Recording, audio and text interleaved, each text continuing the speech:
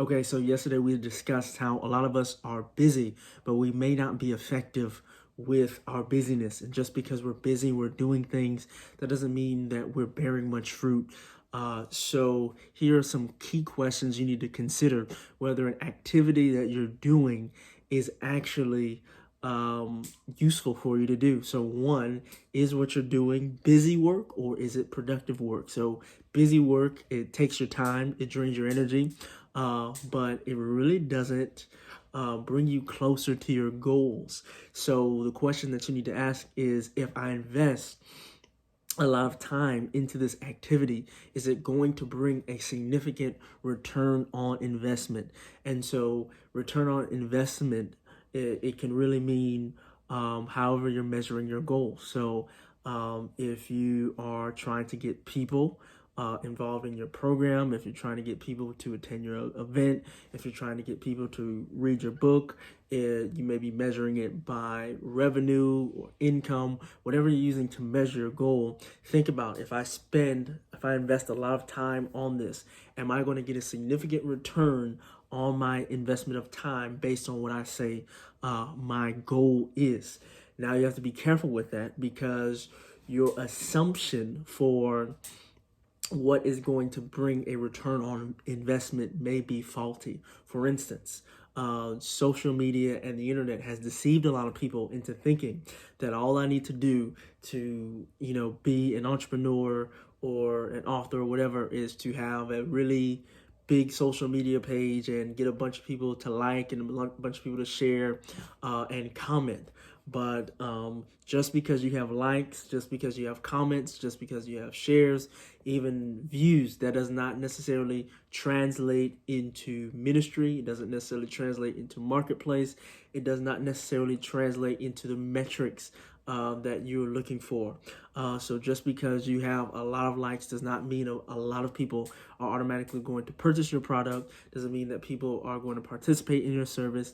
It doesn't really mean much of anything besides social proof, but social proof is not necessarily proof for your goal. So make sure that your assumption is valid, either something that God told you, something that you've researched, something that you validated by talking to people who you believe are in your target audience for what you're doing. Be sure that your assumption is no longer assumption, but it's something that you know, because you don't want to waste time. So again, the emphasis though is, if you invest a bunch of time doing something in an activity, is it going to bring a return on investment, right? So also consider, can I thrive if this is not done? Can what I'm working on actually thrive without me doing this? If it can thrive and not just survive, but really thrive and be vibrant, it may not be something, it may be more busy work than productive work, or it may be something better off for you to do at a different time. Maybe it's a icing on the cake that doesn't really, or rather a cherry on the top that doesn't necessarily add much value. Also consider, is there someone better suited to do this task? So often, like I said, we're working on things that we're not good at doing, and we waste a lot of time because we're not effective, we're not efficient, and so we really slow down. It bogs us down, because these are not the activities that we need to be focusing on.